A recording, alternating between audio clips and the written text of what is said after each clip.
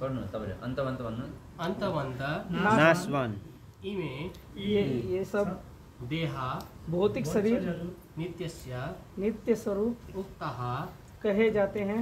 शरीरं देहधारी जीव का अनासीनः कभी नाश न होने वाला, अप्रेम्यस्य न मापा जा सकने योग्य। तस्मात् अतः युद्धस्व युद्ध करो भारत हे भारतवंशी भरतवंशी। हरि बोल।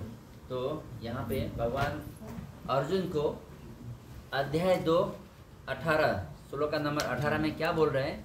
अविनाशी अप्रमेय तथा शाश्वत जीव के भौतिक शरीर का अंत अवश्यम भावी है, अतः हे भरतवंशी युद्ध करो।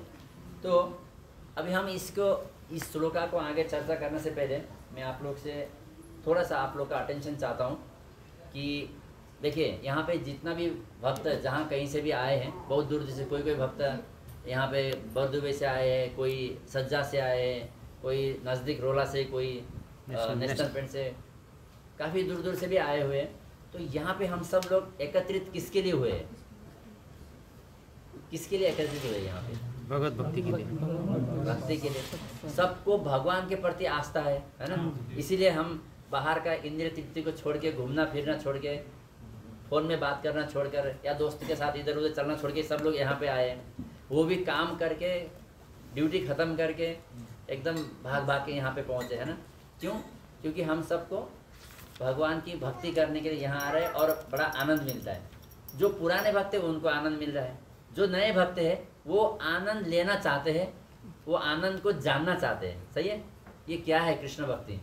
तो जो भी है कुल मिला के बात क्या है कि एटलीस्ट हम सब लोग को भगवान के प्रति बहुत आस्था तो है, विश्वास है ना?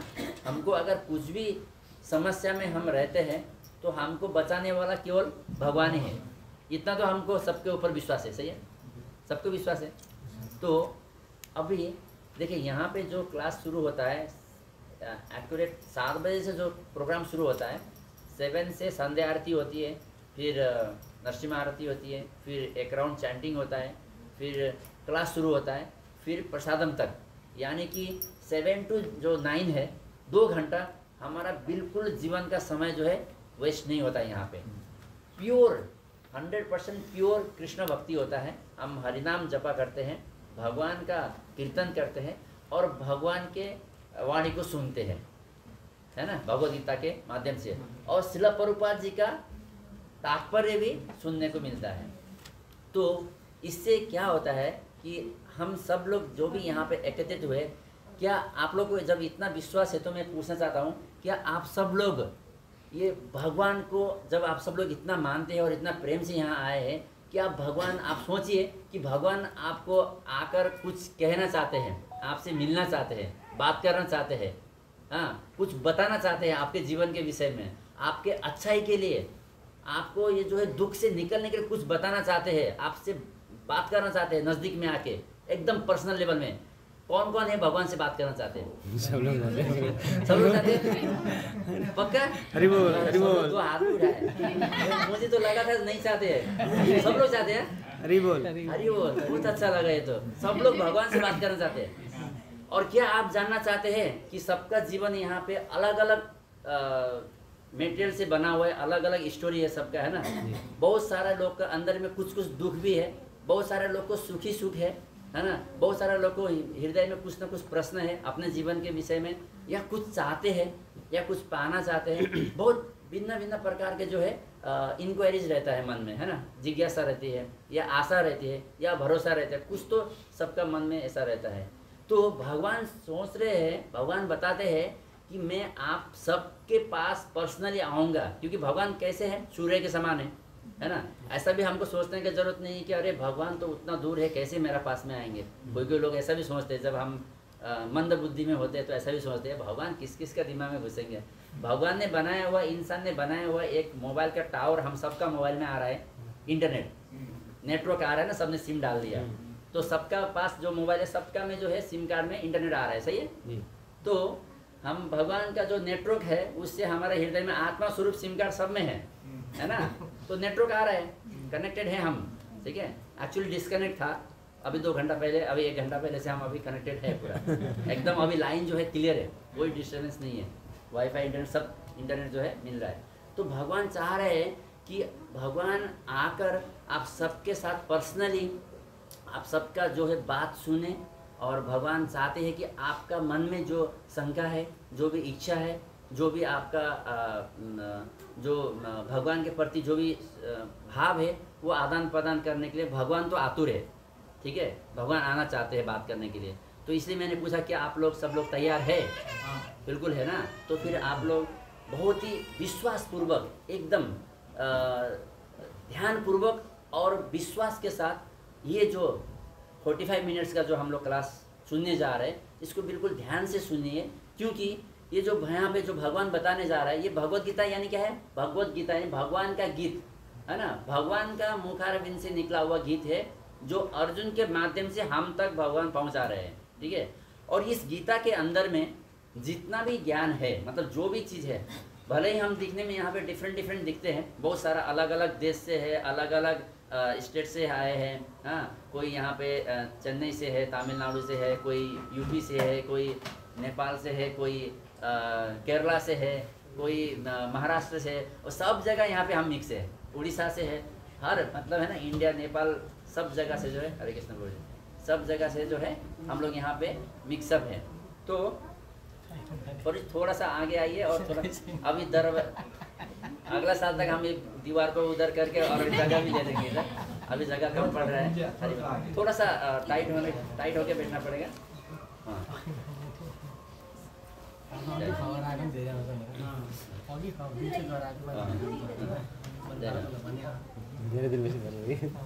तो हम इतना अलग अलग होने से भी, हम सबका अलग अलग प्रश्न होने से भी, हम सबका अलग अलग विचार होने से भी, भगवान ने एक गीता के अंदर समस्त सृष्टि का समस्या का समाधान बता दिया है।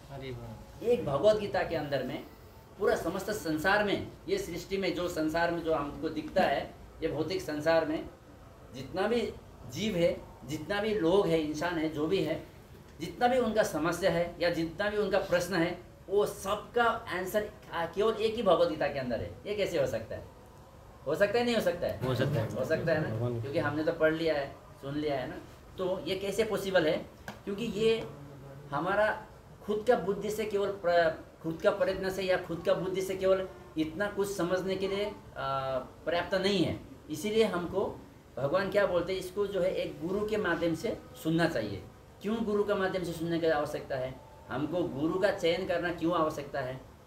जो हमारे गुरु महाराज है, ये जो जयप्रकाश स्वामी महाराज, अभी गुरु महाराज के जो है मोर देन 50,000 डिवोटीज है, तो अभी भी बहुत लोग लाइन में है, क्यू में है। तो हम बहुत सारे लोग जो है प्रतीक्षा कर रहे हैं गुरु महाराज का जो इनिशिएशन के लिए। तो इस प्रकार गुरु का आवश्यकता क्यों पड़ता है? हाँ, गुरु से दीक्षा लेने के लिए, गुरु से कुछ शास्त्र का सुनने के लिए क्यों आवश्यकता पड़ता है? क्योंकि देखिए, जिस प्रकार एक गाय जो होती है ना, गाय काऊ, वो हरा भरा खाती है, हाँ, घास, उसको क्या करते हैं, घास को पका के खाते हैं क्या? नहीं, कच्चा। हम लोग तो ग्रीन लीफ को, सब्जी को पका के खाते हैं ना। गाय क्या करती है, उसको चबा चबा के खाते हैं ना। तो उस एकदम वो जब चबाती है तो वो पक जाता है, और उससे बहुत अच्छा दूध निकलता है, और उससे हमारा जो है शरीर इष्ट पुष्ट होता है ना, हम लोग को जो है शक्ति मिलती है। देखिए, जिस प्रकार गाय घास को चबाते हैं, हाँ, उसी प्रकार जो हमारे गुरु है, जो हमारे जितना भी हमारा जो है पूर्व आचार्य है, इन्होंने, साधु संत ने ये शास्त्र को इतना अच्छा से चबाया है। और दूसरे रूप में बोलो तो हम लोग इतना लेजी है ना, कलयुग में हमारे पास समय भी नहीं है। उन्होंने पूरा चबा के ऐसा रेडी करके दिया कि हमको खाली निकलना है खाली, हाँ, रेडी करके रख दिया सब कुछ। हमारा भक्ति के लिए, हमारा जो है कृष्ण भावना मिट में हमको चलने के लिए सब कुछ रेडी स्टैंड में रख दिया। श्रील प्रभुपाद जी का योगदान देखिए, आज संसार भर में इस प्रकार हम विदेश में रहकर, इस प्रकार मरुभूमि में रहकर भी, दुबई जैसा देश में, इस प्रकार हम लोग को आसानी से जो है कृष्ण भक्ति मिल रहा है, भगवत भक्त का संगति मिल रहा है। हाँ, ये कितना इम्पोर्टेंट बात है ना।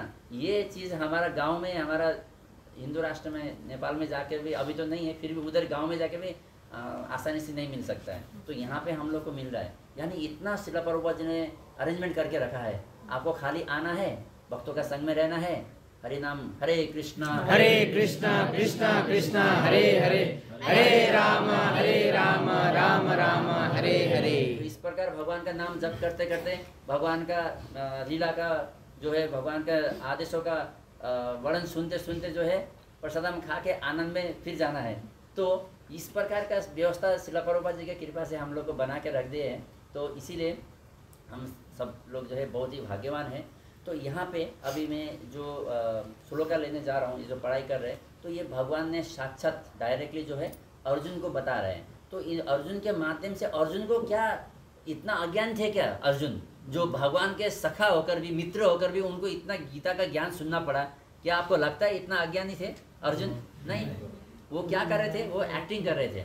किसके लिए? हमारे लिए। हमारे लिए, ताकि आज हम लोग इस प्रकार यहाँ पे बैठ के भगवान का वाणी को डायरेक्टली सुन सके। देखिए भगवान तो अभी भी हमको, हम अगर भगवान का भक्ति करेंगे तो अभी भी हम भगवान के साथ में डायरेक्टली टच में हो सकते हैं, लेकिन हम इतना शुद्ध नहीं है और इतना हम लोग को मतलब कि क्षमता नहीं है कि हम भगवान को पहचान सके, जान सके। ठीक है, तो इस प्रकार हमको भगवत भक्तों के संग से, उनका माध्यम से जो है हम भगवान के जानने का प्रयत्न कर रहे हैं। और तो इसीलिए हम लोग अब पहले एक श्लोका लिया हमने, तो इसका हम तात्पर्य थोड़ा पढ़ते हैं, फिर उसके बाद हम इसका चर्चा आगे करेंगे। ठीक है, तो कोई पढ़ेंगे प्रभु जिसका तात्पर्य पढ़िए। भौतिक शरीर स्वभावैले नाशवान छ, यो तुरुन्तै पनि नाश हुन सक्दछ र 100 वर्षपछि पनि नाश हुन सक्छ। केवल समयको कुरो मात्रै हो।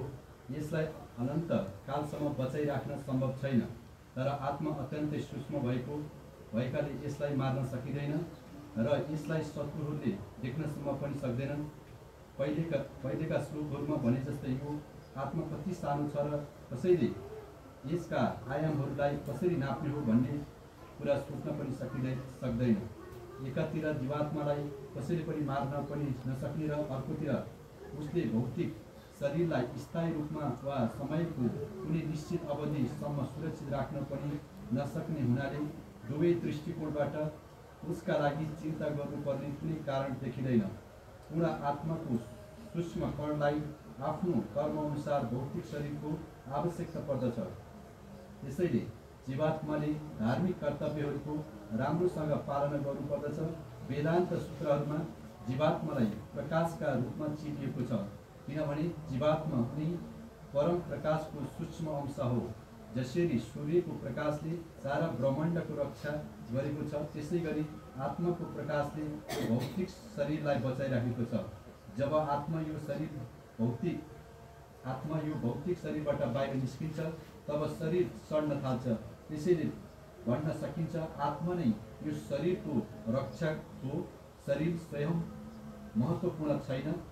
त्यसैले भौतिक शरीरको चिन्तन गर्दा धर्मको बलिदान नहोस् भन्ने उद्देश्यले नै यहाँ अर्जुनलाई लडाइँ गर्न उपदेश दिएको हो। हरे कृष्ण, बहुत बहुत धन्यवाद पदम प्रभु जी। तो यहाँ पे तात्पर्य भाई डिवाइन ग्रेस भक्तिवेदांत स्वामी श्रील प्रभुपाद जी की जय। तो यहाँ क्या कह रहे हैं श्रील प्रभुपाद जी कि भौतिक शरीर स्वभाव से नाशवान है, लेकिन ये जो भौतिक शरीर है ना हमारा, ये स्वभाव से ये नाशवान है। ये हम भले ही भूल जाते हैं, नहीं मानते हैं, इसीलिए हम बहुत कुछ प्लान करते हैं, ऐसा करते हैं प्लान कि ये जीवन जो है हमेशा हमेशा के लिए रहने वाला है। इस प्रकार हम प्लान करते हैं ना, करते नहीं करते? अरे इतना साल के बाद ये करूँगा, इसके बाद ये करूँगा, लेकिन ये शरीर तो नाशवान है। वो जो हम दिख भी रहे, पहले हम इतना छोटे थे बच्चे, हाँ इतना छोटे थे, फिर थोड़ा बड़े हो गए, फिर बड़े हो गए, अब इतना उम्र हो चुका है, अब कुछ टाइम के बाद थोड़ा बूढ़ा हो जाएंगे और फिर शरीर जो है त्यागने का समय आ जाएगा। लेकिन हम ये चीज़ को जानना नहीं चाहते, सुनना भी नहीं चाहते। बूढ़ा होना और मरना तो लोग सुनना भी नहीं चाहते, हाँ पसंद नहीं करते। लेकिन क्या है, अनफॉर्चुनेटली ये सबको भोगना ही पड़ता है। हाँ, इसीलिए इसको क्या बोलते हैं, वास्तविक दुख जो होता है ना, ये 4 प्रकार का दुख है जो है वास्तविक दुख होता है। जो वास्तव में जो दुख होता है वो संसार के हर एक प्राणी के लिए लागू होता है।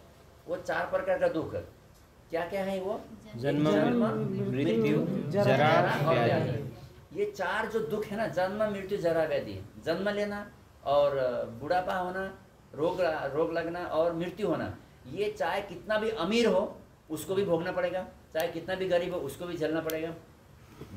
कितना भी वो इंटेलिजेंस हो, साइंटिस्ट हो, जो भी एजुकेटेड हो, उसको भी ये सब चीज़, 4 चीज़ में जो है वो दुख भोगने पड़ेगा। और जो बिल्कुल मेंटल है, कुछ बुद्धि नहीं है, बच्चे हो बूढ़े हो जो भी है, जैसा भी स्थिति में, अरबपति क्यों ना हो, बिलियनियर्स मिलियनियर्स जो भी है, सबको ये 4 दुख झेलना ही पड़ेगा। इसलिए ये जो है वास्तविक दुख बोला जाता है। जो हमारा बीच में कभी कभी जो दुख आता है ना, हम सोचते हैं कि अरे मेरा जितना दुख है इतना दुख तो किसी का भी नहीं होगा, खाली मैं जानता हूँ मेरा दुख कितना है। ऐसा लोग बहुत चिंतित रहते हैं। हाँ, एक किसी का जो है एक ये हो गया, बहुत मुश्किल था घर में खाने के लिए, और घर में जो है एक टाइम के लिए खाने के लिए बहुत मुश्किल हो रहा है। कहीं बैठा हुआ है, मान लीजिए कहीं दुबई में कहीं पे बैठा हुआ, अभी शिफ्ट हो के, जब वो नहीं है, खाने के लिए पैसा नहीं है, 2 धर्म का सब्जी लेके आके खा रहे हैं, और एक जो है बीमार पड़ गया, तो उसके लिए बहुत बड़ा दुख हो गया ना। खाने के पैसे नहीं, अभी भी कोई घर में परिवार में कोई बीमार पड़ गया तो उसको बहुत दुख लगा। तो उसको दुख लग रहा था, लेकिन बाजू में एक अभी एक आदमी ने फिर बहुत मेहनत करके पैसा जमा करके जो है एक छोटा सा पढ़ाई करके दुख करके एकदम मेहनत करके एक छोटा सा क्लिनिक खोल के, एक डॉक्टर, सिंगल डॉक्टर खुद का क्लिनिक खोल के बैठा है। उसको भी सोच रहा है कि मेरे पास कोई कस्टमर नहीं आ रहा है, तो ये लोग आ गए तो उसको बहुत खुश मिल गया, अरे एक कस्टमर आ गया, एक बीमारी आ गया, चलो अब इनका मैं इलाज करूँगा, थोड़ा पैसा आएगा। हाँ, अब इनका बहुत बड़ा दुख है, उनका बहुत बड़ा सुख है। हाँ, ऐसे ही किसी का एक वास्तव में जो सरल तरीके से समझेंगे तो एक किसी को इंटरव्यू में जाना है, तो बेचारा पैसा भी नहीं है, और जाते जाते क्या हो गया, बारिश आ गया, बहुत ज़ोर से बारिश आ गया। अब इंटरव्यू में पहुंचना है, बारिश आ गया, तो जो उसको पैसा भी नहीं था, लेकिन बारिश के टाइम में अभी छतरी खरीदना पड़ेगा, तो छतरी खरीदने गया तो वो एक छतरी, वो दुकान जो है वो छतरी बिक नहीं रहा था काफ़ी टाइम से, तो उसको इतना अच्छा लगा कि एक छतरी गया मेरा। हाँ, तो इस प्रकार एक का दुख दूसरा के लिए सुख हो सकता है। इसीलिए ये सब जो दुख है हमारा जीवन में जो आता है, छोटा मोटा दुख, ये दुख वास्तविक दुख नहीं है, ये टेम्परेरी है। जिस प्रकार सूर्य के बाद में सूर्योदय के बाद में शाम होता है, सूर्यास्त होती है, और सूर्यास्त के बाद फिर सूर्योदय होते हैं। हाँ, ऐसा ही जो है समर के बाद विंटर आता है, विंटर के बाद समर आता है। तो हमारा जीवन में भी सुख और दुख जो है आना जाना रहता है, लेकिन हमको क्या करना चाहिए, हमको स्थिर रहना है, हमको सुख और दुख में विचलित नहीं होना है। तो ये जो शरीर है, ये भौतिक शरीर स्वभाव से ही नाशवान है, यह तटस्थ नष्ट हो सकता है, और 100 वर्ष बाद भी यह केवल समय की बात है, कभी भी ये नष्ट हो सकता है। किसी को 10 वर्ष में नष्ट हो जाता है, किसी का 20-25 साल में, किसी का 50-60 में, किसी का 100 साल के बाद, लेकिन नष्ट तो होना ही होना है ना। तो इसे अनंत काल तक बनाए रखने की कोई संभावना नहीं है, किंतु आत्मा इतना सूक्ष्म है कि इसे शत्रु देख भी नहीं सकता, मारना तो दूर रहा। तो हम लोग जो दिखते हैं एक दूसरे को, जीव जो है यहाँ पे बहुत ही ज़्यादा जो है क्या बोलते हैं उसको, एकदम दुष्ट स्वभाव से किसी का पीछे पड़ के किसी का हत्या करते, मैं इसको मारूंगा या इसके ऊपर एकदम दृश्य रख के उनका ऊपर आक्रमण करता है। तो इस प्रकार जो भी आक्रमण कर रहा है वो केवल एक शरीर से दूसरा शरीर को नाश कर रहा है, लेकिन आत्मा को तो वो दुश्मन शत्रु जो होता है वो दिख भी नहीं पाता है। तो आत्मा का परिभाषा क्या है, आत्मा को आप किस रूप में समझ सकते हैं, कैसे जान सकते हैं आत्मा है। देखिए, हम एक शरीर है, ठीक है, तो अगर आपको यहाँ चोट लगता है तो दर्द होता है, सही है, पैर में चोट लगता है फिर भी दर्द होता है, बाल में चोट लगता है तो भी दर्द होता है। शरीर का कोई भी अंग में कहीं पे भी चोट लगती है या कुछ भी चीज़ होता है, खुजली होता है, दर्द होता है, जलन होती है, तो आपको फीलिंग होता है। ये क्यों होता है पूरा शरीर में? क्योंकि यहाँ पे चेतना है, चेतना व्याप्त है ना पूरा शरीर में। अब मान लीजिए किसी का हाथ अलग है, शरीर से अलग हाथ हुआ है, तो वहाँ पे कनेक्शन नहीं है, चेतना नहीं है, तो उसमें कुछ भी काटेंगे फिर उसके बाद यहाँ पे दर्द होता है क्या किसी को? नहीं होता है ना। क्यों? क्योंकि उस हाथ में जो अलग हुआ है, जिसका उस कारण बस वो हाथ कट हो गया, बाहर है, तो उसमें चेतना नहीं है। सही है, समझ में आ रहा है? तो जो चेतना के रूप में पूरा शरीर में व्याप्त है वही आत्मा है। सही है। तो आत्मा क्या है? पूरा शरीर में चेतना के रूप में व्याप्त है। जिस दिन आपको किसी को भी शरीर में इस प्रकार का जो चेतना, यानी कि कुछ भी मारने से मतलब पीड़ा देने से पीड़ा नहीं होता है, जलन नहीं होता है, दर्द नहीं होता है, यानी कि उस टाइम वो शरीर, आत्मा ने शरीर छोड़ दिया। सही है। चेतना पूरा शरीर में, जिस प्रकार एक मेडिसिन जो खाते हैं तो पूरा शरीर में वो मेडिसिन व्याप्त रहता है। सही है। जी। एक मेडिसिन आप खाते हैं तो सिर दर्द है तो वो भी ठीक करेगा, पैर दर्द है तो वो भी ठीक करेगा, पेन किलर वो पूरा शरीर में व्याप्त हो जाता है ना, एक मेडिसिन। तो इसी प्रकार क्या होता है कि जो चेतना है पूरा शरीर में व्याप्त है एकदम सब जगह में। तो हमको कहीं पे भी दर्द होता है, खुजली होता है, कुछ भी होता है तो हमको पता चल जाता है। तो जो आत्मा है चेतना के रूप में पूरा शरीर में व्याप्त है, इसीलिए हम इसको हमको जीवित बोलते हैं, अलाइव है ना, हम लाइव है तो हम जिंदा है। इसीलिए जिस दिन ये शरीर से ये आत्मा निकल जाएगा फिर ये शरीर कुछ काम का नहीं रहता है, तो उसको फिर लोग बोलते हैं कि जल्दी जल्दी लेके जाओ नहीं तो ये सड़ जाएगा। बॉडी, फिर उसका नाम बॉडी बन जाता है ना। हम सब ने इसका विषय में पहले भी बहुत पढ़ाई कर चुके हैं। तो देखिए बहुत ही सिंसियर बात है, बहुत सीरियस बात है हमारा जीवन में, मनुष्य योनि में जो हम भूल के बैठे खाली घूमने, खाने पीना, पैसा कमाना और बाल बच्चा के लिए, फ्यूचर के लिए प्लान करना, खाली इतना में जो बैठे ना, ये हमारा जीवन का उद्देश्य नहीं। इसके लिए हमको मनुष्य योनि नहीं मिला है, केवल बिल्कुल नहीं मिला है, बिल्कुल भी नहीं, इसके लिए नहीं मिला है। ये तो पशु भी कर रहा है, खाना, सोना, बच्चा पैदा करना, ये सब पशु भी कर रहा है। हाँ, तो हमको किसके लिए ये शरीर मिला है? ठीक है। आहार निंद्रा भय मैथुनम च धर्म ही तैसा अधिक विशेष।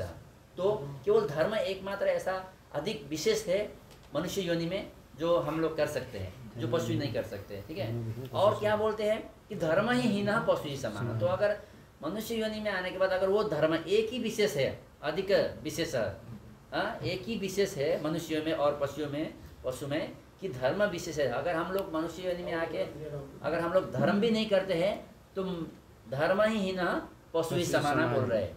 तो हम अगर वो भी नहीं करेंगे तो हम पशु के समान ही हो गए। इसीलिए हमको धर्म करना जरूरी है। ठीक है। तो धर्म इस प्रकार होता है कि भगवान इसलिए यहाँ पे अर्जुन को बता रहा है, हे अर्जुन, जो आत्मा जो होता है, तुम जो शरीर के विषय में चिंता मत करो। ठीक है। आत्मा तो अविनाशी है, आत्मा को कभी भी कोई भी नहीं मार सकता है। हमारा ये जो जन्म है, अभी हमको लगता है कि हमारा जो है पहला जन्म है, ये हमारा उत्पत्ति यहाँ से हुआ है। मेरा पत्नी, मेरा पिता, मेरा माता, मेरा बच्चे, मेरा ये, मेरा संपत्ति, मेरा सुख, ये जो हम सोचते हैं, हमको लग रहा है ना, आपको लगता है ना, हम सबको लगता है ना कि ये हमारा पहला जन्म में लगता है ना। लेकिन नहीं, भगवद गीता में भगवान भी कहते हैं ना कि अर्जुन, इससे पहले जो है हम लोग का बहुत बार तुम्हारा जो है जन्म हो चुका है ना। तो यहाँ पे हमारा भी पहले बहुत बार जन्म हो चुका है, कई बार जन्म लिख चुके हैं हम लोग ने, करोड़ों साल कितना बार पता नहीं हम लोग ने जन्म लिया है, भगवान जाने। ठीक है। तो हमारा बहुत जन्म के बाद में ये जो है मनुष्य योनि हमको प्राप्त हुआ है। अभी ये मनुष्य योनि, फिर बहुत लोग को लगता है कि ये मनुष्य योनि के बाद में सब खत्म हो जाता है। मनुष्य योनि अंतिम नहीं है, ये तो शुरुआत है। क्योंकि ये मनुष्य योनि में हम जो कर्म कर रहे हैं, यही हमारा अगला जीवन तय कर रहा है।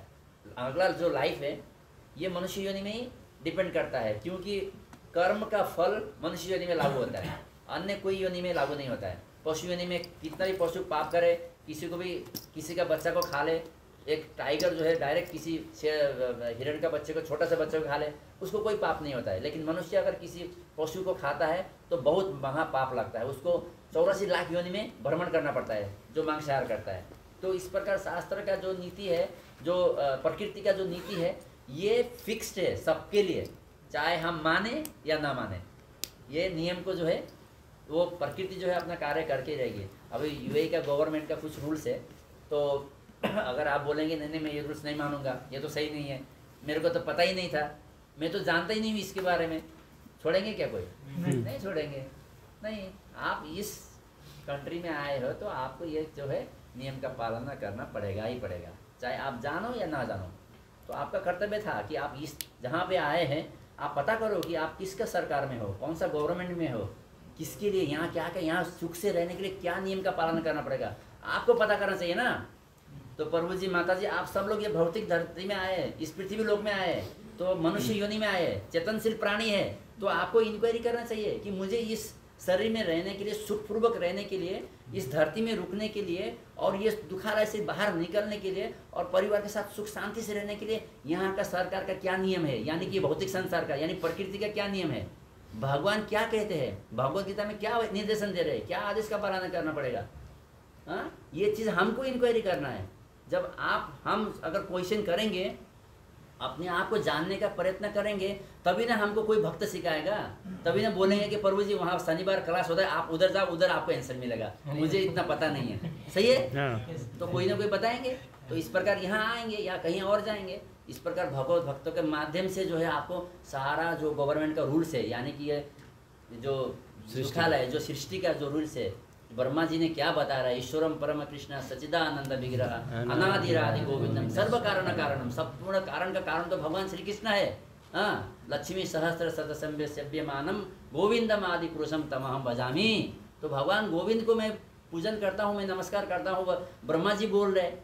हाँ, इस प्रकार भगवान का वंदना हो रहा है, तो हम गुरु बोल रहे हैं, भगवान बोल रहे हैं, यहाँ पे शास्त्र बता रहा है। तो ये कानून है, ये संसार में रुकने के लिए, सुखपूर्वक रहने के लिए ये कानून है। इसको हम अगर जानेंगे और इस प्रकार हम नियम से चलेंगे तो हमारा जीवन इस धरती में यहीं पे बड़ा आनंद पूर्वक, बहुत ही सुखपूर्वक, बहुत ही शांतिपूर्वक हमको जीवन जीने को मिलेगा। और इसके बाद जो लाइफ है वो भी गारंटी है कि वो डायरेक्ट भगवत भक्ति में, भगवत धाम में हमको जन्म मिलेगा, जहाँ पे कभी भी फिर मरने का जरूरत नहीं पड़ेगा। सही है, इसीलिए हमको इंक्वायरी करना चाहिए मनुष्य योनि में आने के लिए। मैं क्यों इस प्रकार हल्का सा टॉपिक ले रहा हूँ, क्योंकि यहाँ पे कुछ पुराने भक्त हैं, उनको थोड़ा रिचार्ज करना है, और कुछ नए भक्त हैं, उनको थोड़ा इनवाइट करना है। सही है तो इसीलिए थोड़ा सा मेडिसिन क्या होता है कि एक मेडिसिन तो सबके लिए लागू नहीं होता है ना। अभी यहाँ पे बीमारी एक ही जैसा है वैसे, लेकिन कोई किसी का बीमारी थोड़ा पुराना है, किसी का थोड़ा नया है। तो हम थोड़ा सा हल्का मेडिसिन देंगे ताकि पुराना को थोड़ा डोज रिपीट मिले और नया को जो है थोड़ा रिकवर मिले। तो इसलिए मैं क्या बोल रहा हूँ कि यहाँ पे जो भी आप यहाँ पे एकत्रित हुए हैं आज का दिन में, एक रिक्वेस्ट देता हूँ, रिक्वेस्ट करता हूँ। देखिए, ये जो कार्यक्रम हम चलाते हैं, जो भी श्रील प्रभुपाद जी की कृपा से हम कृष्ण भावनामृत में आए हैं और इस प्रकार भगवत भक्ति में लगे हुए हैं, इस प्रकार जो प्रचार कर रहे हैं, ये मुझ में कोई योग्यता नहीं है, ना ही मैं कोई गुरु हूँ और ना ही मैं कोई विद्वान हूँ। मैं एक साधारण, बहुत ही ये एक परिवार का व्यक्ति हूँ, लेकिन किसी ने मुझे इस प्रकार का भगवत भक्ति में आने के लिए प्रेरणा दिया, और मुझे इस भगवत भक्ति को अपनाने के बाद बहुत ही अपना जीवन में जो है चेंजेस पाया, बहुत ही आनंद आया। जो सुख मैं ढूंढ रहा था, वो अंतर आत्मा से जो सुख चाहिए ना हमको, टेम्पोरेरी सुख नहीं, परमानेंट सुख, वो हमको कृष्ण भक्ति में आके मिला। तो मैं उनके ऊपर थैंकफुल हूँ, और उनका किसी भक्त की कृपा से मुझे इस प्रकार का आनंद प्राप्त हुआ। तो मेरा गुरु का आदेश मुझे मिला कि तुम भी इस प्रकार प्रचार करो। जब गुरु का इस प्रकार आदेश मिला तो हम प्रचार में लगे हुए हैं। तो हम आपसे यही निवेदन करते हैं कि ये कृष्ण भावनामृत संसार में बाकी सब का मैं नहीं बोलता हूँ, लेकिन इस्कॉन जो है कभी भी किसी भी पर्सनल फायदा के लिए कार्य नहीं करती है। तो इस्कॉन जो एक अंतर्राष्ट्रीय कृष्ण भावनामृत संघ है, ये केवल और केवल भगवान की सेवा के लिए, प्रसन्नता के लिए और भक्तों की ज्ञान के लिए, मतलब भगवत भक्त का सेवा के लिए जो है प्रचार में लगे हुए हैं, कि कोई भी पर्सनल जो है व्यवसाय या कोई भी नाम के लिए या कुछ भी पाने के लिए नहीं करते। इसलिए आप लोग कहीं पे भी इस प्रकार का भगवत भक्त का संगति प्राप्त होता है तो आप लोग ढूंढ के ले लीजिए, ठीक है, ढूंढ के ले लीजिए, और इस प्रकार आप लोग उसमें लग जाइए कि बस, क्योंकि ये इससे अच्छा बेस्ट अपॉर्चुनिटी कोई भी चीज़ का नहीं हो सकता है। तो अपना जीवन को जो है आनंद बनाइए। इसीलिए कृष्ण भक्ति में आने के लिए हर किसी का भाग्य में नहीं होता है, बहुत ही चुनेवान, बहुत ही कम लोग को जो है इस प्रकार का भगवत भक्ति प्राप्त होता है।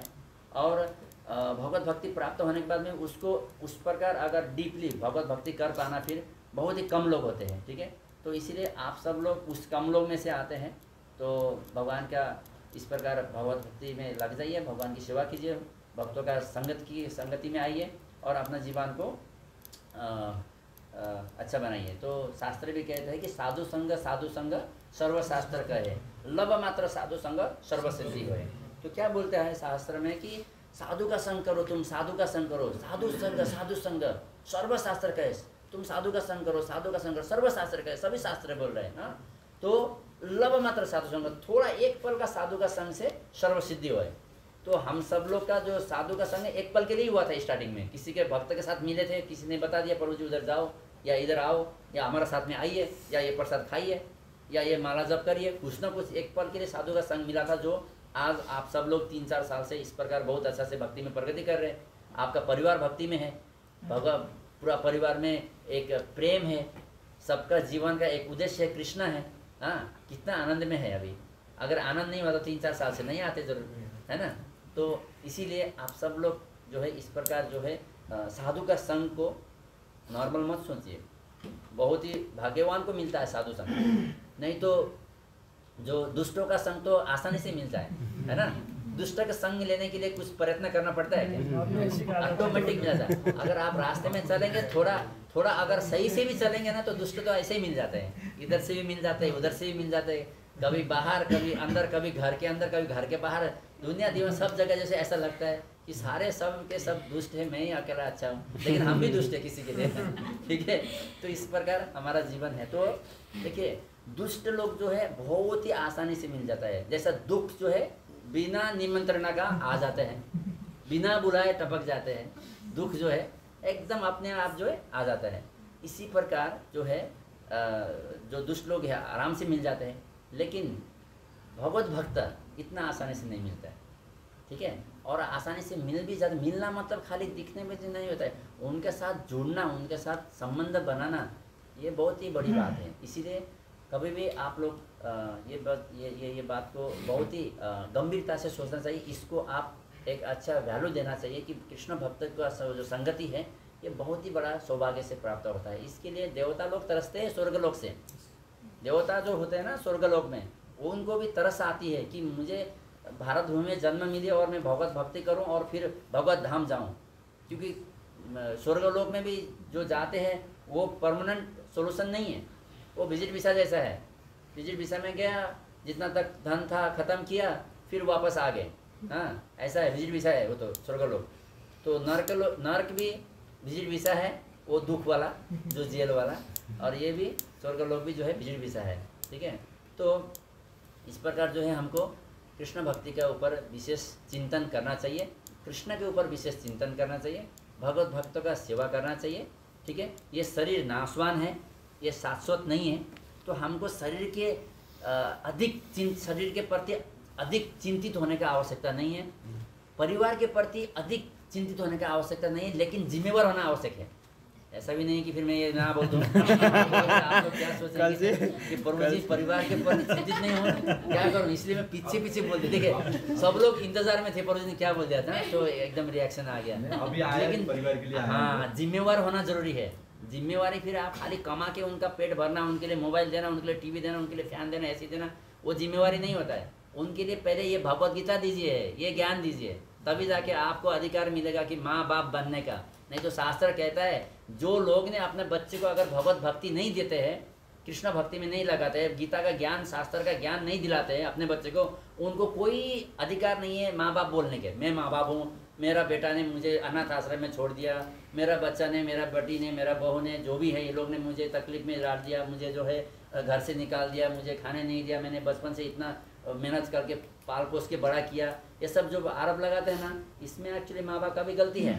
क्योंकि जब बचपन में उनको अगर भगवत भक्ति का ज्ञान दिया होता तो वो एक धार्मिक बच्चे बनते, उनको धर्म का, नियम का, शास्त्र का डर होता, उनको एक अपना जो संस्कार, जो संस्कृति, जो हमारा कर्तव्य है, जो परिवार के प्रति, जो माता पिता के प्रति जो आदर्श है, जो सम्मान है, वो सब सीख जाते हैं। लेकिन नहीं, हमने क्या सिखाया, पूरा के पूरा पैसा देना उनके लिए, अभी क्या आया लेटेस्ट क्या आया वो देना, उसके लिए घर जमा करना, उनके लिए ज्ञान का भंडार नहीं, सम्मान नहीं, उनके लिए घर दौलत इस वो सब। तो क्या अधिकार है, आपने तो आपको अपने माँ बाप ने दे दिया और आपने अपने बच्चे को ट्रांसफ़र कर दिया, क्यों रो पड़ रहे हो, जाओ फिर अपना, हाँ, जीवन भर क्या कर्म किया। तो ये सबका हकीकत बात है, ये आने वाला दिन में जो है हम सब लोग भोगेंगे अगर हम अपने बच्चे को इस प्रकार भगवत भक्ति ज्ञान नहीं देंगे। तो अगर हम कृष्ण भक्ति में अपने बच्चे को लगाते हैं तो बच्चे जो है बहुत ही सुंदरता से उनका परवरिश होता है, बहुत ही अच्छे विचार उनका दिमाग में रहता है, वो बहुत ही अच्छी तरीके से जो है कृष्ण के कृपा में जो है वो बड़े होते हैं, और जो है आगे जाके वो अपना माता पिता का भी ध्यान रखेंगे, भक्त का भी ध्यान रखेंगे, और अपने आने वाला पीढ़ी का भी ध्यान रखेंगे, उनको भी कृष्ण भक्ति में लगाएंगे, और अपना जीवन बड़ा आनंद से मनुष्य जीवन को समाप्त करके जो भी है अपना लक्ष्य को प्राप्त करेंगे, कृष्ण भक्ति, कृष्ण धाम को पहुंच जाएंगे। तो इसमें किसका लॉस है ना। इसीलिए हमको तभी अधिकार मिलता है जब हम अपने बच्चे को अगर कृष्ण भक्ति में लगाते हैं, तभी हमको माता पिता बोलने का बनने का अधिकार प्राप्त होता है। अगर नहीं कर पाते हैं तो हमको कोई अधिकार भी नहीं है माता पिता बनने का, ऐसा लिखा है, ठीक है, शास्त्र में। तो आगे क्या बोल रहे हैं कि जैसा कि पिछले श्लोक में कहा गया है कि यह सूक्ष्म, इतना सूक्ष्म है कि ये जो आत्मा है ना, इतना सूक्ष्म है कि कोई इसको मापने की बात सोच भी नहीं सकता है। अतः दोनों ही दृष्टि से शोक का कोई कारण नहीं है, क्योंकि जिस रूप में है न तो उसे मारा जा सकता है, न ही शरीर को कुछ समय तक या स्थायी रूप से बचाया जा सकता है। पूर्ण आत्मा के सूक्ष्म कर्ण अपने कर्म के अनुसार ही यह शरीर धारण करता है। तो हमको ये जो शरीर प्राप्त हुआ है ना आज, कोई अमीर है, कोई गरीब है, कोई एकदम गोरा है, कोई काला है, कोई धनवान है, कोई गरीब है, कोई बहुत इंटेलिजेंस है, एकदम ज़्यादा है पढ़ाई में, इसमें उसमें बहुत दिमाग है, कोई बहुत सीधा साधा है, हाँ, कोई बहुत पावरफुल है, एकदम बॉडी बिल्डर है, कोई बहुत दुबला पतला है, कोई कैसा है, कोई ये किसके लिए, किसके बेस में मिलता है। कोई किसी को अच्छा घर मिला है, अच्छा कुल मिला है, हाँ, धनवान परिवार मिला है, ज्ञान बुद्धि वाला परिवार मिला है, किसी को सब उसका विपरीत मिला है। ये किसके बेस में ऐसा जन्म मिलता है? भगवान क्यों पश्चाताप करेंगे? क्या भगवान ऐसा पश्चाताप करेंगे क्या? तुम लोग को मैं दुख में डालूंगा, इन लोग को सुख में डालूंगा? नहीं, भगवान सबके लिए समान है। भगवान समान विचार कर रखते हैं, समान प्रेम करते हैं सभी जीवों को। इसीलिए तो आतंकवादियों को भी अभी भी पेट में खाने को मिल रहा है और जीने के लिए श्वास मिल रहा है। हाँ, इस प्रकार जो गलत लोग होते हैं फिर भी वो जी पाते। क्यों? क्योंकि भगवान सबके ऊपर समान दृष्टि से देखते हैं, सबके ऊपर भगवान दया दिखाते हैं। बहुत ही कृपालु है भगवान सबको, कितना भी बुरे लोग हो, कितना भी अच्छे लोग हो, सबको समान। लेकिन भक्तों को विशेष ध्यान देते हैं भगवान, विशेष प्रेम करते हैं भगवान, विशेष ही विशेष प्रेम करते हैं भक्तों को। ठीक है, तो इसीलिए हमको जो आज ये जीवन प्राप्त हुआ है, हमारा परिवार में जो भी हमारा जन्म हुआ है, ये सब हमारा पूर्व जन्म का कर्म के हिसाब से हमको इस प्रकार का शरीर प्राप्त हुआ है। इस प्रकार का देश, इस प्रकार का परिवार, इस प्रकार का शरीर, इस प्रकार का ये देखिए, किसी लोग का बचपन में पैदा होते आँख ही नहीं है। कितना दुख की बात है। क्यों नहीं आँख? बहुत लोगों को तो है, करोड़ों अरबों लोग को आँख है, किसी लोग का आँख नहीं। क्यों? जन्म से, क्योंकि उनका कर्म है। तो भगवान की तरह से हमारा तो आँख भी अच्छे है, हाथ भी अच्छे है, पैर भी अच्छे, सब कुछ अच्छे है। तो हमको इसके लिए भगवान को थैंकफुल करना चाहिए। किसी लोग का पैर नहीं है, किसी का आँख नहीं है, किसी का पहले से ही जो है मेमोरी लॉस होता है, किसी लोग बच्चे को किसी को पैदा होते हैं बहुत बीमारी हो जाता है, किसी को आधा जीवन के बाद में जो है इस प्रकार का दुख झेलना पड़ता है। यानी ये सब पूर्व जन्म का कर्म के हिसाब से हमारा ये जीवन चल रहा है। तो क्या ऐसा ही उधार और भी लेके जाना है क्या? नहीं। हाँ, ऐसा उधार क्रेडिट करते करते ये हमेशा दुख में सुख में चलना है क्या? नहीं ना। तो इसके लिए क्या है, भगवान क्या बोल रहे हैं, ऊपर लिखा है, सर्वधर्म परित्यज्य मामेकम शरणं व्रज अहम त्वं सर्व पापेभ्यो मोक्षयिष्यामि मा शुचः। भगवान क्या करे, तुम समस्त प्रकार का धर्म को त्याग कर मेरे शरण में आओ, मैं तुमको समस्त आज तक का समस्त पाप से मुक्त कर दूंगा। अब इतना गारंटी दे रहे भगवान। अभी हमने इससे पहले क्या सुना, स्टार्टिंग में मैंने क्या बोला था, भगवान को बात सुनना है, बात करना है, जानना है भगवान क्या कहना चाहते हैं। भगवान ये कह रहे हैं कि तुम समस्त प्रकार का धर्म को छोड़ के केवल एकमात्र मेरी शरण में आओ, मैं तुमको आज तक जितना भी तुमने पाप किया, समस्त प्रकार का जो पाप है उसको मैं जो है मिटा देता हूँ। अब भगवान इतना गारंटी दे रहे, तो आप लोग को ये ऑफर अच्छा लगा नहीं लगा? तो ये ऑफर लेना चाहेंगे नहीं? कितने लोग ये ऑफर लेना चाहेंगे? अरे वो तो भगवान करे कि ये जो ऑफर है सबको मिल जाए, सबके ऊपर एप्लीकेबल हो। ठीक है, तो समस्त प्रकार का धर्म, सर्वधर्म परित्यज्य जब भगवान बोलते हैं, सर्वधर्म समस्त प्रकार का धर्म को त्याग कर मेरे शरण में आओ बोलते हैं, तो क्या समस्त प्रकार का पाप करके आओ बोलते हैं क्या? नहीं ना। इसका मतलब धर्म का तो छोड़ो बोल रहे हैं, तो मतलब कि पाप तो ऐसे ही नाम ही नहीं आता है। तो इसका मतलब क्या हुआ प्रभु जी? अभी आप सब लोग ने हाथ उठाए कि ये ऑफर हमको चाहिए। हाँ, तो सबको ऑफर चाहिए, तो अभी आज के बाद पाप करेंगे क्या? नहीं। तो आप सब लोग अपने हृदय के अंदर विचार करिए, अगर किसी लोग से किसी भी प्रकार का पाप हो रहा है तो पाप को कम करने का प्रयत्न करिए, उस पाप से बचने का प्रयत्न करिए और भगवान के शरण में जाइए। ठीक है, समस्त प्रकार का धर्म बोलेंगे तो क्या होता है, ऐसा नहीं है कि बुद्धिस्ट धर्म, हिंदू धर्म, कृष्ण धर्म, ऐसा नहीं है। वो भी है, उसका साथ साथ में बहुत सारा है। बहुत सारे लोग किसी विशेष कुल के प्रति मेरा धर्म बोल के बैठते हैं, किसी एक देवता के प्रति मेरा धर्म, उनको छोड़ दूंगा तो वो देवता गुस्सा हो जाएंगे, या ये कुल देवता नाराज हो जाएंगे, या मेरा पितृ लोग सब नाराज हो जाएंगे, या ये नाराज हो जाएंगे। ये जो डर होता है ना, ये हमारा मंद बुद्धि में है, ये लेवल तक है, ठीक है। ऊपर भगवान का देवता के लेवल में ऐसा नहीं होता है, ठीक है। क्योंकि जिस प्रकार एक जो बॉस जो है, वो बॉस ने कुछ अधिकारियों को अधिकृत रूप में रखा है। एक गवर्नमेंट जो राजा होता है, वो अपना जो है मंत्रियों बहुत सारा, अभी जो भगवान के उदाहरण देता हूँ, भगवान जो है पूर्ण पुरुषोत्तम भगवान है, सारे जाति जितना भी बाकी सब देवता हैं वो सब भगवान के आदेशों का केवल पालना कर रहे हैं, ठीक है। भगवान के आदेशों का पालना कर रहे हैं, और सारे देवता जो है भगवान को कैसे प्रसन्न करूं इस विचार में, इस तत्पर में लगे हुए हैं। तो अगर कोई भक्त डायरेक्ट भगवान को पूछते तो उनको उसमें क्या दुख मिलेगा? बिल्कुल भी नहीं, वो तो सुख बन जाए, खुश होंगे कि मेरा जो भक्त है, मुझे जो पूजा कर रहा था, वो भक्तों का कृपा से वो जो एक डायरेक्ट भगवान के पास जा रहे हैं, मतलब वो और प्रसन्न होंगे। इसीलिए कभी भी इस प्रकार का कन्फ्यूजन नहीं रहना कि मैं अगर देवता का पूजा छोड़ दूंगा तो ये सब। लेकिन हमको पूजा छोड़ना मतलब सब कुछ त्यागना भी नहीं है, खाली ये जानना है कि देवताओं भी बहुत ही महत्वपूर्ण है, उनका आशीर्वाद चाहिए, ठीक है। देवताओं बहुत ही समान नहीं है, क्योंकि भगवान के प्रिय है, इसलिए वो बहुत बड़े बड़े पोस्ट में है, ठीक है। देवताओं को छोड़िए, ये संसार में जितना भी जीव है, हर एक जीवात्मा के प्रति हमको श्रद्धा होना चाहिए, प्रेम होना चाहिए, उसके ऊपर हमको भाव होना चाहिए, सही है। तो सबके ऊपर प्रेम करना चाहिए। तो देवताओं पर तो बात ही अलग है। इसीलिए हम इस प्रकार जो है, अगर संपूर्ण विषय को, चिंतन को छोड़ के अगर केवल कृष्ण की भक्ति में लग जाते हैं, तो भगवान गारंटी देते हैं कि अहम त्वं सर्व पापेभ्यो मोक्षयिष्यामि, तो तुम्हारा समस्त प्रकार का पाप को मैं नाश कर दूंगा। फिर अगला लाइफ जो है हमारा एकदम क्लीन मिलेगा। तो वो कभी भी जो है मरने की आवश्यकता नहीं पड़ेगा, शरीर बूढ़ा भी नहीं होगा, कभी बीमार भी नहीं लगेगा। कितना अच्छा है ना, सुनने में कितना अच्छा लगता है, सोचिए। हाँ, कोई बीमारी नहीं लगेगा, शरीर बूढ़ा भी नहीं होगा, परिवार से बिछड़ना भी नहीं पड़ेगा, मरने का डर भी नहीं रहेगा, और जन्म अपना इच्छा के हिसाब से होगा, वो है कृष्ण के धाम में, गोलोक के धाम में। तो कितना अच्छी बात है, देखिए सुनने में कितना अच्छा लगता है, लेकिन ये अगर भोगने को मिलेगा कितना आनंद की बात है ना।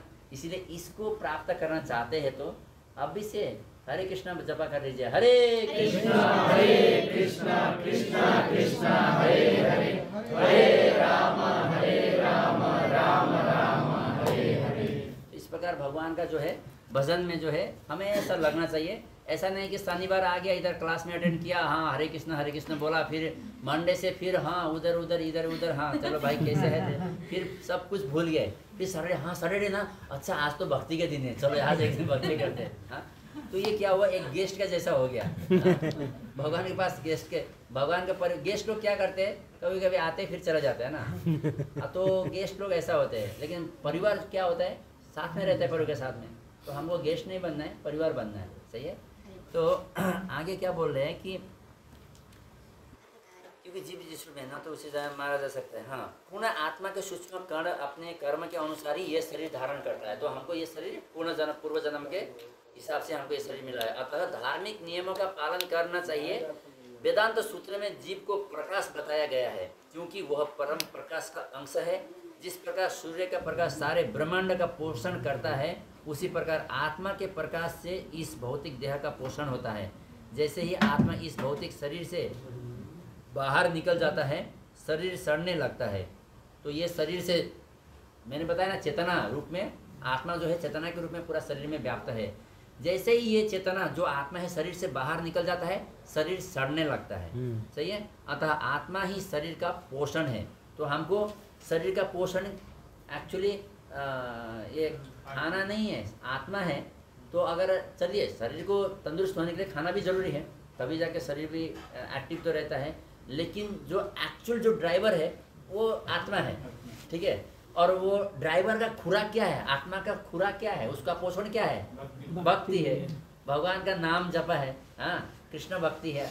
अगर इस प्रकार अगर आप भक्ति नहीं करेंगे, प्रसाद ऑफर करके प्रसाद नहीं खाएंगे, हरि नाम का जपा नहीं करेंगे, तो आत्मा को पोषण नहीं मिलेगा, फिर वो तो दुखी होएगा ना, सही है। तो आगे शरीर अपने आप में महत्वहीन है, इसीलिए अर्जुन को उपदेश दिया गया है कि वह युद्ध करे और भौतिक शारीरिक कारणों से धर्म की बलि न होने दे। तो यहाँ पे भगवान अर्जुन को इसीलिए बता रहे हैं कि तुम जो है शरीर का चिंता मत करो कि ये अपने लोग है, ये है, वो है, ये मेरे गुरु है, ये भाई है, ये है, वो है। तुम चिंता मत करो, क्योंकि सब वहाँ पे कुरुक्षेत्र में जो है युद्ध स्थल में यहाँ पे भगवान जो है अर्जुन को ये ज्ञान दे रहे, गीता का ज्ञान दे रहे, ठीक है। यहाँ पे ये विशेष करके ये चैप्टर 2 में अध्याय 2 में आत्मा और शरीर के विषय में बता रहे हैं। तो हमको ये बहुत ही अच्छा अवसर है। आप सब लोग भी जिसके पास भगवद गीता नहीं है, प्लीज़ भगवद गीता लेके जाइए। हमारे पास भी है भगवद गीता, जिसको जो लैंग्वेज में चाहिए ऑलमोस्ट मिल जाएगा यहाँ से। और गीता का अध्ययन जो है हर एक दिन करना चाहिए, एटलीस्ट हाफ एन आवर तो कंटिन्यू।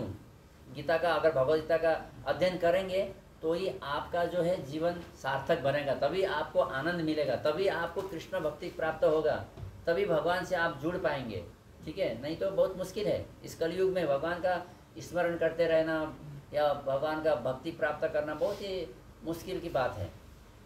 जैसे आप जानते हैं पहले जैसे हमारा ऐसा ध्यान तपस्या कुछ भी पॉसिबल नहीं है, यज्ञ वगैरह करना पॉसिबल नहीं है। आजकल तो हम लोग वैसे भी विदेश में रहते हैं, यहाँ पे क्या यज्ञ करना है, कैसे यज्ञ करेंगे, क्या कर सकते हैं, कुछ भी नहीं। हाँ, दान यज्ञ तपस्या कुछ भी नहीं हो पा रहा है। तो ये सब चीज़ जो है कलयुग में क्या बोल रहे हैं कि हरे नाम हरे नाम हरे नामैव केवलम कलौ नास्तेव नास्तेव नास्तेव गतिरन्यथा। तो केवल एकमात्र हरिनाम संकीर्तन यज्ञ। देखिए इसको क्या यज्ञ बोलते हैं, हरिनाम संकीर्तन यज्ञ। ये यज्ञ है, ये महायज्ञ है। कलयुग का सबसे बड़ा यज्ञ हरिनाम संकीर्तन यज्ञ है। हरे कृष्णा कृष्णा कृष्णा हरे हरे, हरे राम राम राम हरे हरे। एक्चुअली मैं आज का क्लास के लिए मैं कुछ तैयारी किया था, लेकिन मैं टच भी कर नहीं पा रहा हूँ, टाइम हो गया है। एक ही श्लोक का लेते लेते थोड़ा सा बताते बताते समय हो गया। तो एक पॉइंट अच्छा लगा, मैं एक ही पॉइंट बोलता हूँ, फिर आपको ये क्लास को जो है मैं यहाँ पे समाप्त करता हूँ। किसी का मन में कुछ प्रश्न है तो तैयार करके रखिए, 2-4 प्रश्न लेंगे, ठीक है। तो टाइम का कोई लेट तो हो गया, लेकिन हम लोग लिखेंगे। तो भगवान के भक्त बनने के लिए हमारे मन भगवान में लगाना जरूरी है। पहली बात है, अगर भगवान का भक्त बनना है तो लास्ट पॉइंट, लेकिन बहुत ही स्वीट पॉइंट है सबको। भगवान को जो भगवान का भक्त बनने के जो इच्छा रखते हैं, अगर आप चाहते हैं कि भगवान हमारे बात सुने, हाँ, हमारा प्रार्थना को सुने, हमारा आवश्यकता को सुने, हमारा जो इच्छा को समझे, अगर ऐसा चाहते हैं, क्योंकि हम सब लोग अल्टीमेटली बहुत दुख में बहुत कष्ट में होते हैं तो भगवान को याद करते हैं ना, वही एक है, और तो कुछ उपाय नहीं होता। हे भगवान बचा लीजिए, हे भगवान इस मुश्किल से सामना, ये मुश्किल से जो है मुझे निकाल दीजिए, इस पीड़ा को जो है कटाइए, कुछ भी करके हम श्रद्धावान व्यक्ति तो भगवान को ही प्रार्थना करते हैं। जो अश्रद्धा लोग होते हैं वो भी भगवान को ही प्राप्त करते हैं, लेकिन वो काल के रूप में। जो पूजा नहीं करते, वो जो भगवान से दूर रहते हैं, वो भगवान फिर उनको काल के रूप में उधर जाते हैं। तो इतना डेंजरस रूप क्यों चाहिए जब इतना अच्छा स्वरूप है भगवान का, सुंदर स्वरूप है ना। तो हमको भगवान के रूप में ये करना चाहिए। तो भगवान के भक्त बनने के लिए हमारे जो मन है भगवान में लगाना है। जैसा कि एक युवक, थोड़ा सा आपका पहले का टाइम याद दिला देता हूँ, ठीक है, स्कूल का टाइम का। तो जैसा एक युवक अगर एक युवती के प्रति अगर आकर्षित मतलब होता है तो वो क्या करता है, या युवती किसी पुरुष के प्रति अगर आकर्षित होता है तो वो क्या करते हैं कि कभी भी वो उसका क्या पसंद है, हाँ, उसको क्या पसंद है और मैं कैसे अच्छा बनूं, कैसे क्या कपड़ा पहनने से, क्या खरीदने से उसको पसंद आता है, उसके सामने अच्छा दिखूं, और उसको क्या पसंद है, कैसे करके उनका जो है नजर में मैं अच्छा बनूं, इस प्रकार का प्रयत्न लगे रहते हैं। हाँ, कोई भी पुरुष या स्त्री एक दूसरे के प्रति आकर्षित हो गया तो इस प्रकार उनका इच्छा के अनुरूप अपने आप को बनाते हैं।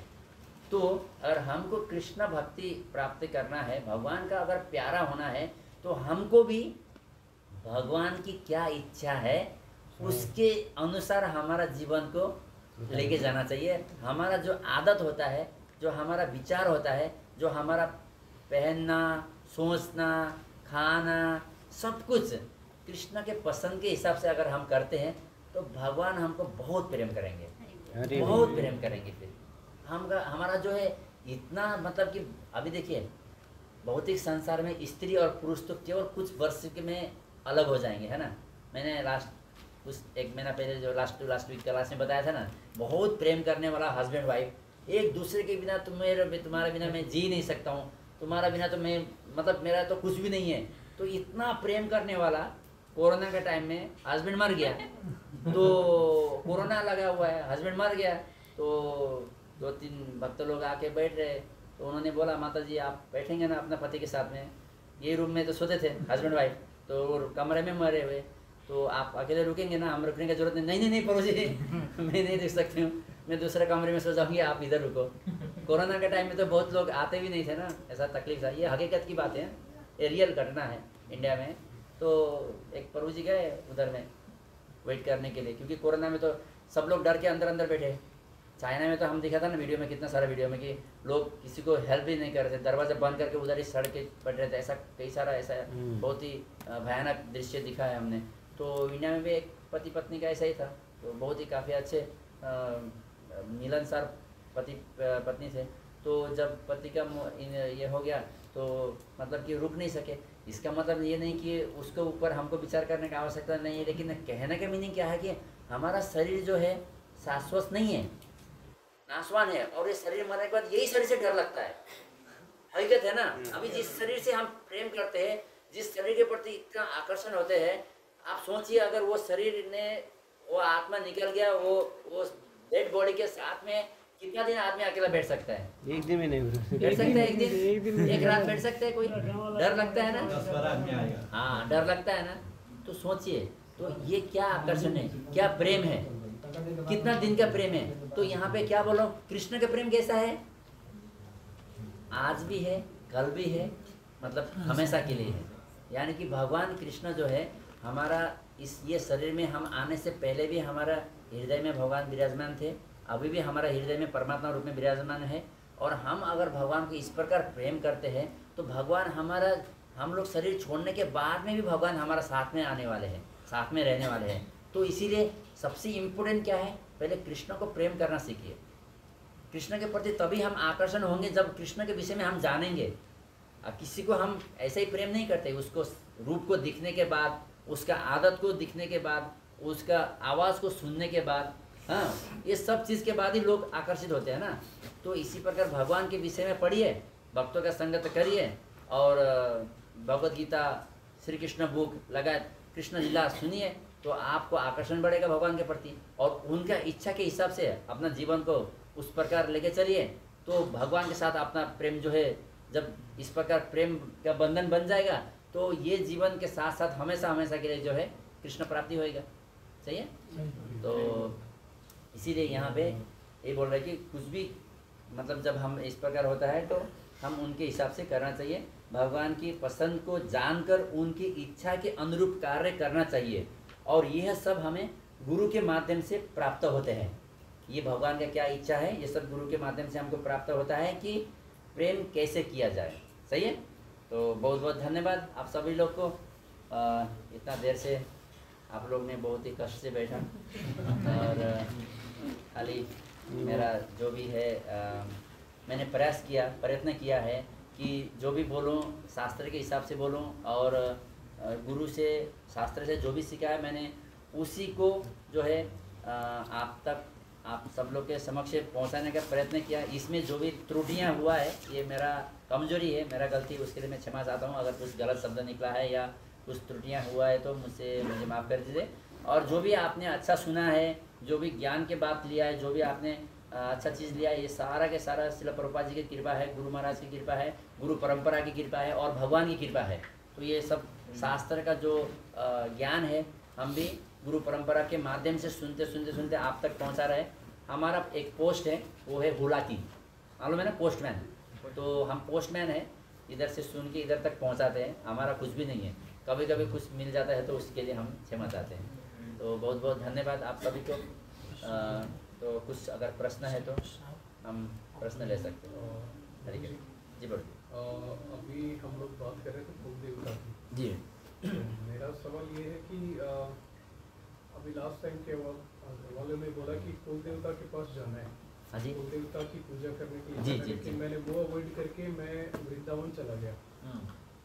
तो ऐसा कुछ नेगेटिव या कुछ ऐसा इफेक्ट होता है कि अगर हम लोग कुल देवता को अगर छोड़ दिया है फिर नहीं कर रहे तो कुछ या साथ में लेके ही जाना है, ऐसा कुछ करना? बहुत ही अच्छा प्रश्न प्रभु जी, बहुत बहुत धन्यवाद। आपका ये प्रश्न से बहुत सारे लोग को लाभ मिलेगा। देखिए, ये बात को बहुत ध्यान से समझना जरूरी है।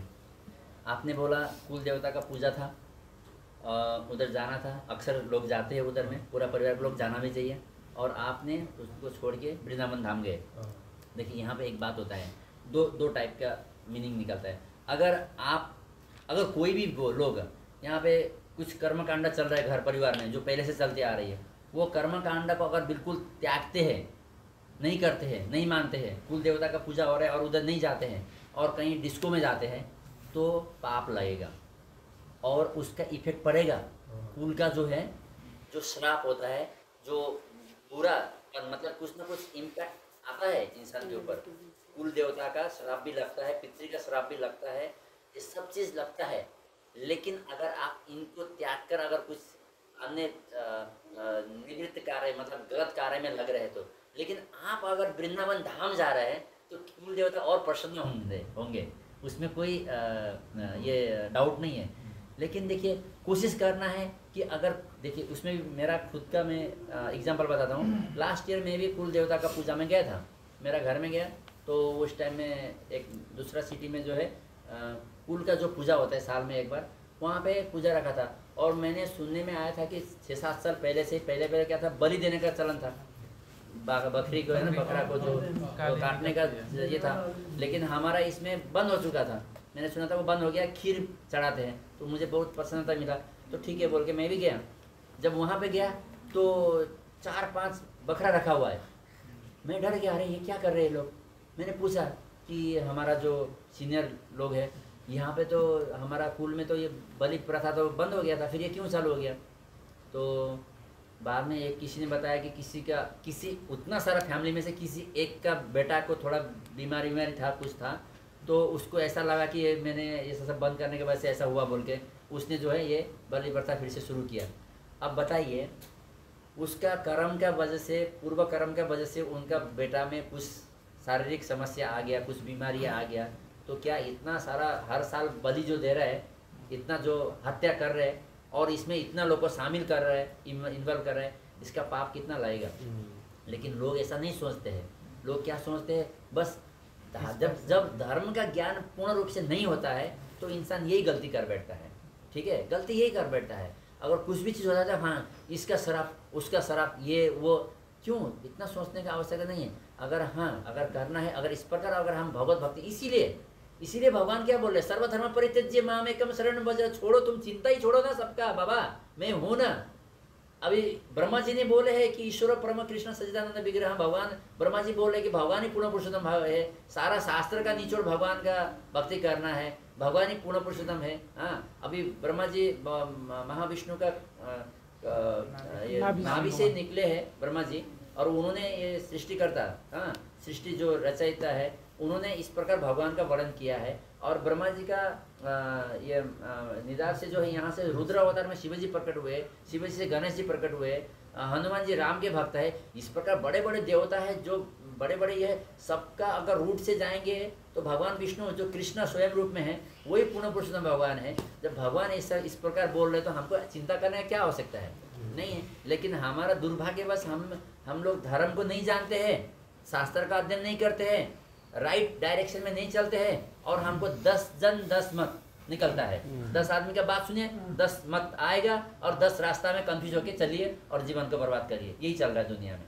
हाँ, इसीलिए प्रभु जी आपका क्वेश्चन में अभी आंसर में आता हूँ। देखिए, जब हम कृष्ण भक्ति में रहते हैं, इस प्रकार जो है धर्म के पथ में रहते हैं, तो पितृलोक से देवताओं का जो देवताओं के प्रति कर्तव्य होता है, पितृ के प्रति जो कर्तव्य होता है, गुरु के प्रति जो कर्तव्य होता है, अग्निदेव के प्रति, सूर्यदेव के प्रति, ये सब देवता है ना। देखिए, हम लोग जब जन्म लेते हैं तो धरती माता का भी हमारा ऊपर ये ऋणी होते हैं, हम लोग बहुत सारा लोग का ऋणी रहते हैं। धरती माता का, जल का, अग्नि का, वायु का, हम ऑक्सीजन ले रहे हैं, धूप ताप ले रहे हैं, हाँ विटामिन डी ले रहे हैं, ऑक्सीजन ले रहे हैं, हर चीज़ से हम लोग जो है गुरु से ज्ञान लेते हैं, सबका ऋणी रहते हैं। लेकिन केवल एक कृष्ण भक्ति करने से सारा ऋण से हम मुक्त हो जाते हैं, सारा ऋण से जो है हम मुक्त हो जाता है, एक कृष्ण भक्ति करने से।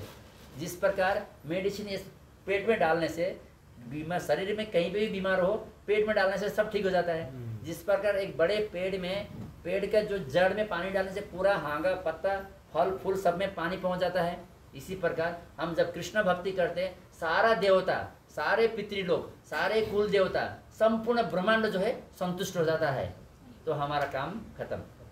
ये बहुत ही आसान मार्ग है, इसीलिए हमको कृष्ण भक्ति करना आवश्यक है। आप बिल्कुल बेफिक्र रहिए। आपने श्रीमती राधा रानी के सबसे प्रिय इस तरह वृंदावन धाम आपने गए हैं, तो सारे कुल देवता आपको आशीर्वाद देते हैं कि हमारा कुल में एक तो बेटा ऐसा निकला जो है, देखिए कभी भी ये बात मैं बार बार बोलता हूँ, हमारा समक्ष कोई हमको पूजने से अच्छा है कि हमारा बॉस को पूजे, तो हम खुश रहते हैं। यहाँ पे भौतिक दुनिया में भी आपने सब लोग ने अपना, सबका बॉस है ना कोई कंपनी का मालिक, मैनेजर, सुपरवाइजर, जो भी है एक बॉस है जिसको आप रिपोर्ट करते हैं, जो हमको इंक्रीमेंट दिलाता है, अच्छा सैलरी दिलाता है, अच्छा प्रमोशन देता है, ऐसा बॉस होता है सबका। हाँ, अगर वो बॉस को कुछ बाई चांस आपका ससुराल में या कहीं पे चले गए आप, और वो बॉस को बिल्कुल स्वागत नहीं किया गया और केवल आपका स्वागत किया जा रहा है, आपको खुशी मिलेगा क्या? लेकिन आपका बॉस को स्वागत किया जाए तो आपको कम होने से भी आपको संतुष्टि मिलेगा। और दूसरा एग्जांपल देता हूँ, वाइफ अपना हस्बैंड को लेके जाती है ससुराल में, अपना मायके में, तो ससुराल वो वाइफ क्या चाहती है कि मेरा पति का अच्छा से ध्यान रखे, मेरा भाई, मेरा बहन, मेरा माँ, मेरा बाप, मेरा पति का जो है अच्छा सम्मान देना चाहिए। माता पार्वती देखिए, शिवजी का सम्मान नहीं दिया तो उन्होंने शरीर त्याग दिया। हाँ, याद है ना? तो इस प्रकार क्या होता है कि सती, माफ कीजिएगा, सती ने क्या किया, शिवजी का जो है सम्मान नहीं किया ना अपने मायके में, तो शरीर त्याग दिया। तो इसी प्रकार जो होता है ससुराल में जो स्त्रियां जो होती है अपना पति का सम्मान अगर देंगे तो खुश हो जाते हैं, हम लोग जो है अपना बॉस को सम्मान देंगे तो खुश हो जाते हैं। इसी प्रकार कुल देवता, देवता लोग अगर भगवान को हम सम्मान नहीं करेंगे तो वो दुखी होंगे। अगर हम उनके अलावा भगवान को सम्मान दे रहे हैं, वृंदावन धाम जा रहे हैं, भगवान कृष्ण की पूजा कर रहे हैं, तो देवता अपने आप प्रसन्न हो जाते हैं, क्योंकि उनका भी बॉस वही है। समझ में आया प्रभु जी, माता जी? क्लियर है सब लोग? जी प्रभु जी। अगर कुछ डाउट है तो बताइए। ठीक है, आपका आंसर मिल गया। तो इसमें इसलिए आपको फिक्र करने का जरूरत नहीं। लेकिन हाँ, इसी केस में बहुत लोग फिर ये कंफ्यूजन मत रहिएगा कि कुछ कर्म कांड चल रहा है, घर में पूजा आजा चल रहा है, हाँ ये इसका तो मैं तिरस्कार करता हूँ, ये जरूरत नहीं है, ऐसा सिर्फ नहीं सोचते हैं। परिवार में रहकर अगर परिवार कुछ इस प्रकार का धार्मिक कार्य करते हैं तो हमको शामिल होना चाहिए। लेकिन हाँ, उस धार्मिक कार्य को आपने अगर कुछ सीखा है भगवत भक्ति से, तो आप विचार कीजिए कि इस धार्मिक कार्य में मैं कैसे कृष्ण को घुसा सकता हूँ, कैसे मैं भगवान को इन्वॉल्व कर सकता हूँ, ताकि सबका जो प्रयत्न है वो सफल हो जाए, पूर्ण हो जाए। इस प्रकार हमको बुद्धि लगाना चाहिए। इस प्रकार हम अगर कोशिश करेंगे, जैसा कि फॉर एग्जांपल कैसे कर सकते हैं, एक घर में कुछ पूजा आजा हो रहा है तो आप एक 50 भगवत गीता लेके आइए और बांटिए सबको। हाँ, और ऐसा सोचिए कुछ भक्त लोग आ रहे हैं, सबको प्रसाद बना के पहले भगवान को ऑफर करके सबको प्रसाद बांटिए। हाँ, और किसी एक भक्त को शाम को दिन भर पूजा आजा यज्ञ होने के बाद में शाम को बोलिए कि सब लोग आइए, आज घर में थोड़ा सा सत्संग कार्यक्रम है, कोई एक भक्त को बुला के कथा, भागवतम कथा करवाइए, हो गया। तो इस प्रकार आपको, आप सबको एक इम्पोर्टेंट रोल निभाना है। जो परिवार जो कोशिश कर रहे हैं कर्मकांड के लिए, वो तभी पूर्ण होता है जब उसको, जिसका फल जो है कृष्ण को अर्पित होएगा, तभी वो पूर्ण होएगा। तो इसीलिए आपको क्या करना चाहिए, कृष्ण भक्त चतुर होना चाहिए, एकदम दिमाग लगाना चाहिए। तो हम किस प्रकार जो है भगवान की सेवा कर सको और पूरा परिवार को उस सेवा में लगा सको। समझ में आए? इस प्रकार हमारा जीवन जो है एकदम पीसफुल जाएगा। जय हो, हरि बोल, हरे कृष्ण। कुछ और प्रश्न है किसी का? माता जी, नया माता जी, और एक प्रश्न, के विचार से एउटा प्रश्न छ।